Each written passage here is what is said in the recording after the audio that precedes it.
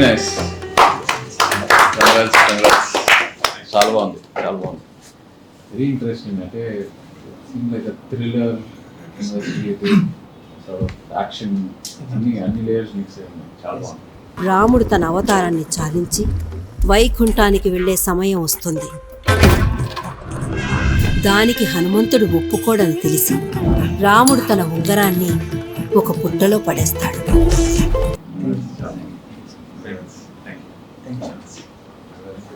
Very nice music and cinematography is very nice. ఆ ఉంగరం కోసం హనుమంతుడు సూక్ష్మ రూపంలోకి మారి ఆ పుట్టలోకి లోతుగా వెళ్ళి పాతాళ లోకం చేరుకుంటాడు.